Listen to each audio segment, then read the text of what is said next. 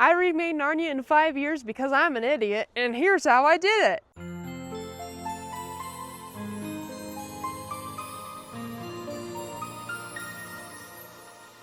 So, it all started back in quarantine lockdown. You remember that time, 2020, the big year of doing nothing. I felt trapped, I felt claustrophobic, and I needed to escape. So for me, one of my favorite movies of all time was The Chronicles of Narnia, The Lion, the Witch, and the Wardrobe. And it's about, these kids discovering this magical wardrobe and just stepping through it, and it's a portal into another world, into this snowy landscape.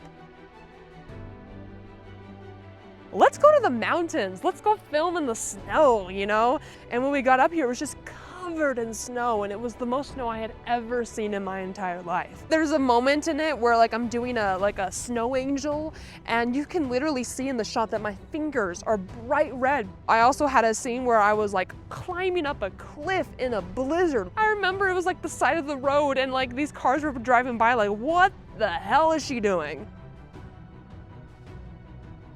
Let's get a drone and get some aerial footage. And then I remember as I was moving the drone, I held onto the button too long and it flew right into a tree, up 20 or 30 feet. And I was like, okay, I gotta go get it. If I do die here, no one's probably gonna find my body till spring when the ice thaws. There was also this moment where I wanted, to get my E.T. flying over the moon inspired sunset shot, and I remember I had to wait hours for the sun just to reach the proper point with my silhouette. There was actually this little makeshift wooden hut, and in the snow it actually looked just like the Beaver's Dam from the movie. Let's get a shot in there as an Easter egg. There was a drowning scene where I'm supposed to being toppled by the waves, and the water was 50 degrees. My mom was filming with the GoPro in the water, and she got carried away by the current, and funny enough, we were actually filming at a nude beach because there wasn't that many people there, compared to the public beaches. In one of the outtakes, we were filming a drone shot, and this naked couple walked straight into it past the camera. I think another big part of the film is having an emotional core, a conflict, a character arc that she had to go through. For me, I wanted to make the story about a girl who is afraid to go into college. Her mom's getting rid of her trampoline, which is a big part of her childhood. One of the biggest emotional scenes was the hallucination scene as she's drowning, where she sees her mom again and she's just overwhelmed with emotion because she misses her so much because she's been gone for so long in Narnia and she's wishing she could go back.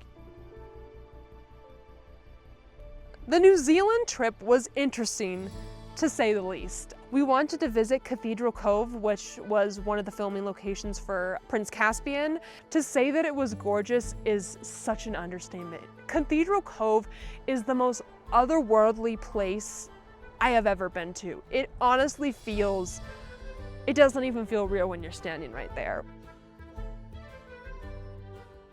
Once that was over, we flew over to the other island because that's where the other locations were.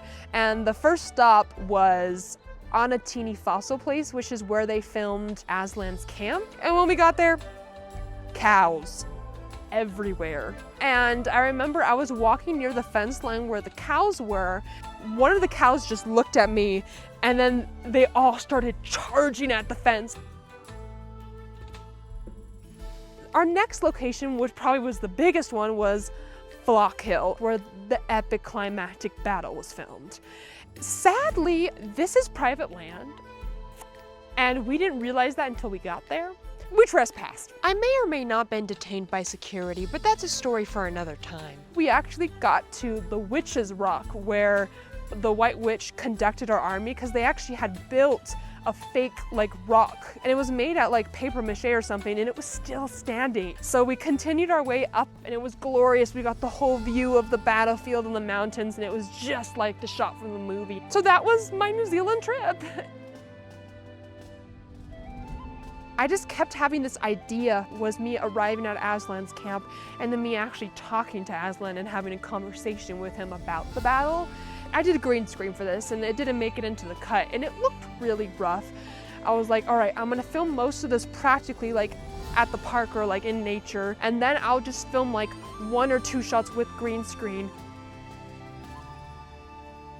Another thing that I had to learn how to use was a bow and arrow, because I actually had a training scene where I have to be like doing target practice. And of course, you know, I don't know how to use this, so there were many outtakes of it just flicking in my face and, you know, me dropping it 100 times, and it just wasn't, it wasn't perfect, but eventually I got it.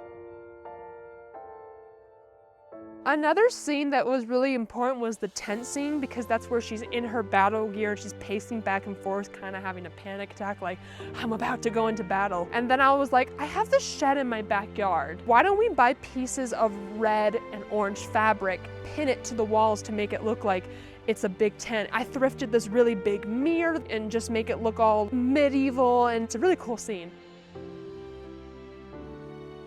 So the big challenge was going to be filming the battle scene, having to fall over and over again, like on my back, like, so I had bruises running all the way down my back, and there's this guy in his Tesla just filming me laughing. The coronation scene at the castle at the very end where I get crowned queen, and I filmed at churches, and one of them had this beautiful stained glass window that I filmed against that looked a lot like the movie.